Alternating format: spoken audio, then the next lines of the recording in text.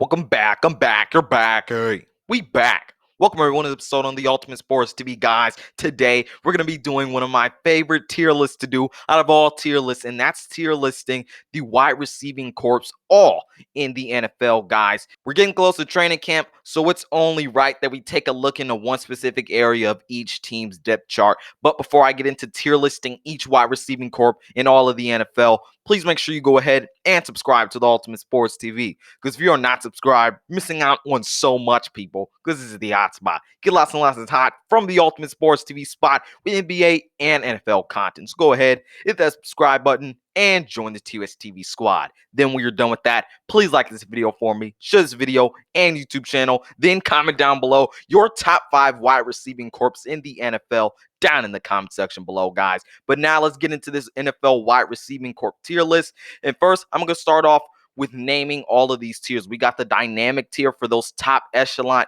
wide receiving corps in the league. We got the elite tier for wide receiving corps that are elite, just aren't top tier elite, which is dynamic, of course. And then for the middle tier, we got solid. You could also call that an average receiving corps. We got a med receiving corps, which is just mediocre. And then we have the trash receiving corps. So now let's get into this, and we're going to start with the Chicago Bears receiving corps. This is a receiving corps that features Allen Robinson, Darnell Mooney, and Anthony Miller. I think this is a pretty solid receiving corps. They don't have a legit number 2 receiver. They have Darnell Mooney and Anthony Miller. We'll see if they prove to have a true number 2 receiver this year. We know they have Allen Robinson. I do expect a jump from Darnell Mooney. You know what? I'll come back to the Bears one, but as of right now, I'm going to leave it in solid. Don't leave this video because I may change the Bears on where they sit in this tier list of their wide receiving corps. Now, the Buccaneers, they just have a dynamic receiving corps. Look, you got 2 receivers in Chris Godwin and you got Mike Evans, one of the most dynamic duos in all of the league. Then to back them up, you have Scotty Miller and you have Antonio Brown, automatically dynamic, and we saw why Tom Brady, they were one of the reasons why Tom Brady had such an amazing season last year. So, of course, the Buccaneers go in that dynamic tier. Let's start loading some stuff off here. The Texans, they don't have much in their receiving corps, but they do have Brandon Cook, so I'm going to call it a meh kind of receiving corps. The Falcons, they've got Russell Gage and Calvin Ridley. I'll call them a solid receiving corps. The Raiders, I'm not really liking their receiving corps. Well, I'll put them in the meh tier. They do have Henry Ruggs, they do have Hunter Renfrow, but no really true number 1 receiver.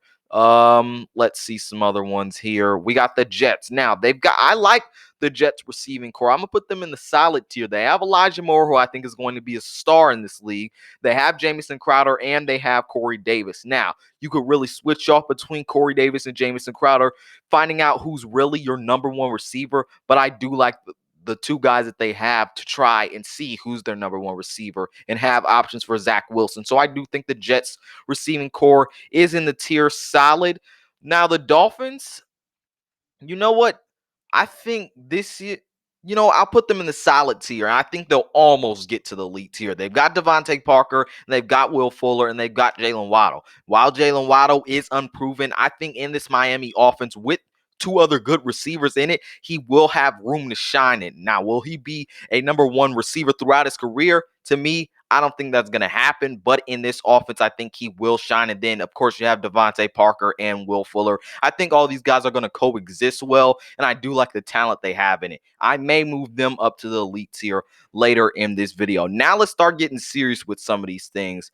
The Jaguars, I think they're a solid receiving corps. Look, most of their team is not great at all, but they do have DJ Chark, they have Laviska Shenault, they have Chris Conley, and they added Marvin Jones. So I do like their receiving corps, and I'll put it at the top of the solid tier.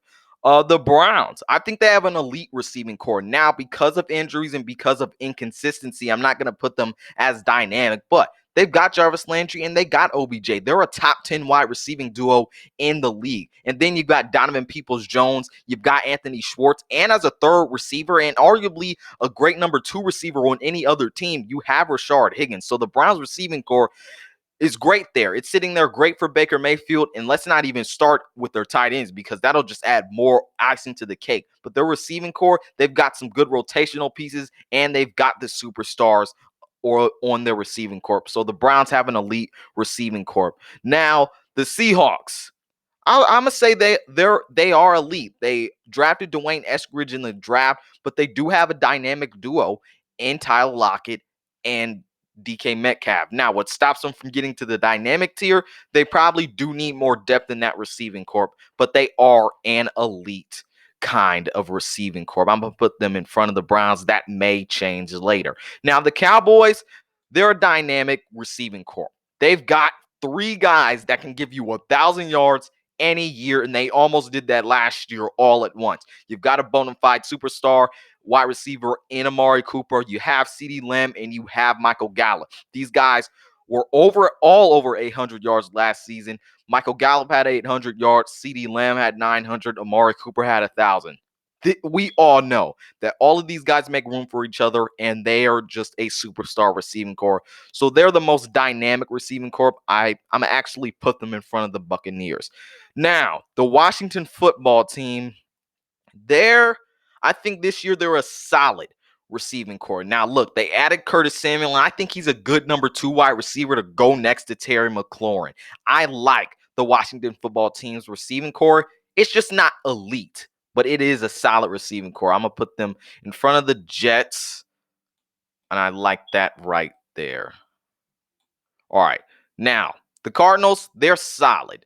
We know they have Christian Kirk, they've got AJ Green, and they've got Andy Isabella. And then to lead all of the receiving core, they have DeAndre Hopkins. What concerns me about the Cardinals receiving core is their consistency. Their receiving core is mainly, massively inconsistent. They added AJ Green, but we didn't see much out of him last year. We'll see what he can do this year, knowing he's not the number one option. You've got Andy Isabella, who is definitely a deep threat gadget guy. And then you have Christian Kirk. We have to see a more consistent Christian Kirk. Now, I do like the Cardinals receiving corps because of their talent. I am going to put them one of the better teams in the solid tier because they have DeAndre Hopkins and because he makes so much room for everyone else to do well. Now, the Lions receiving corps, it's trash. Their number one receiver is Tyrell Williams. The Eagles, they're going, now we're going to finish this thing off later, but look, they're going to be at the end of the med tier. The only thing that stops me from really putting them in the trash tier is knowing that they have Devonta Smith and they have Travis Fulgham, who did kind of show some sparks last year, and they have Jalen Reagor. They have promise, but they don't have bona fide scrubs in their receiving core. That's not to say that the Lions just have bona fide scrubs. It's just that, come on, when we look at the depth chart in their receiving core, it's atrocious. They haven't surrounded any wide receivers on their depth chart. Now, the Patriots, they're a meh kind of receiving core. They've got Jacoby Myers and they've got Nelson Aguilar. Come on. It's not one of the top echelons of wide receiver corps out of all the league. So that's obviously where the Patriots go. The Giants, I think they're an elite receiving corps. Now, you have Kenny Golladay, and you have legitimately number 2 receivers in Darius Slayton and Sterling Shepard. Then you have Kadarius Toney. So they've got the depth, they got the star power, and they got the bona fide number 1, and they have 2 bona fide number 2 receivers. So the Giants, to me, this year, they're going to be an elite receiving corps. The Vikings, they're an elite receiving corps. Look, they've got John Beebe behind. Come on, it's Chad Beebe. My bad, people. But they have him behind Adam Thielen, and they have him behind Justin Jefferson, one of the best duos out of all of the league. So we know the Vikings receiving core is elite. Now, the Steelers, I think they've got a dynamic receiving core. Look, they've got a 3-headed monster in Juju, Chase Claypool, and Deontay Johnson. But let's not forget, they also have James Washington to back these guys up. So they have the depth and they have the production there. They're a dynamic receiving core because of their production and because of their depth. The Packers, because of Devontae Adams, I will put them in the solid tier. But other than that, they need more consistent guys to help out whoever the quarterback is going to be in Green Bay. And Devontae Adams just can't carry a load year after year after year. Yes, Alan Lazard could have some impact sometimes, but he's really, really streaky. He's not always going to show up for you. Now, the Rams receiving core, I think it's a pretty dynamic receiving core. You know what? I'm a put it in elite. Look, they've got Robert Woods, they've got Cooper Kupp, they have Deshaun Jackson, they have Tutu Atwell, and they have Van Jefferson. That's some pretty good depth going along with their two big guys at receiver. Now, I may change the Rams later because I like their depth at receiver to go along with the duo they have in Robert Woods and Cooper Kupp. But as of right now, they're going to be in the elite tier. The Bills, they're an elite tier type of team. I think they're going to go at the top of the tier. They added Emmanuel Sanders this offseason. They still have Gabriel Davis. And on top of that, you have your two superstar receivers in Stephon Diggs and Cole Beasley. So they're set at receiver. The Ravens, they have depth at wide receiver. So I'm going to give them that. They have upside with Tylan Wallace and Rashad Bateman. They have Marquise Brown. We'll see if he can stay consistent. They have Sammy Watkins. You know what? It's not an elite, definitely not elite, but they could make some noise this year because they added Rashad Bateman and he has so much promise. They just don't have that bona fide star number one receiver. So the Ravens will go in the solid tier. Now, the Saints, they're also solid. Behind Michael Thomas, they don't really have anyone, but because he is in this receiving corp, he is going to make the Saints in the solid tier. The Titans, I think they're an elite kind of receiving corp. They've got an elite duo, dynamic duo in Julio Jones and A.J. Brown, and they've got Josh Reynolds to back these guys up. So they're an elite kind of team in their wide receiving corp. The Colts, I think they're pretty solid. I think they're solid. Now, when we look at them, they have got T.Y. Hilton, they've got Michael Pittman, but they've got to find some consistency this year because they didn't have it last year. I do think Michael Pittman will rise. We'll see what happens with T.Y. Hilton and his consistency as he gets older as a wide receiver, but they do have a pretty solid wide receiving core. Now, the Broncos, they've got Cortland Sutton, they've got Jerry Jeudy, they've got Tim Patrick. I don't think it's elite, but I think it's borderline elite. So I'll put them in the solid tier. The Chargers, I do like their receiving core. I don't know if I called Mike Williams and Keenan Allen a dynamic duo just because I don't think, you know what? I will put them in elite tier. I do think the Chargers do have a pretty dynamic duo. I think that highly of Mike Williams. Now, I was just skeptical of it a little bit, but when you really think about it, the impact that Mike Williams has as a number two receiver has really, really been underrated. He's one of the most underrated players in the league. It may change later when we go and look back at this all, but the Chargers are one of the best teams at wide receiver, so they're going to go in the elite tier. The Chiefs. Look, they lost Sammy Watkins, but they still have Tyreek Hill and Mccole Hartman and Demarcus Robinson. I think they have good depth, but let's not overrate their receiving core because they are the Chiefs. I'm going to put the Chiefs in the solid tier because if I put them in elite tier, it just wouldn't be fair to everyone else. They have the same circumstances kind of as like maybe the Cardinals or the Bears. They have that star receiver, but you have guys behind them that can definitely do well for you at times, but aren't the most consistent. Mccole Hartman has yet to have an 1,000-yard season, but he is a good backup to Tyreek Hill, and Demarcus Robinson has always been a good Swiss Army knife. The Chiefs are in the solid tier for wide receivers, but they still have a good wide receiving core, and I think they're borderline elite.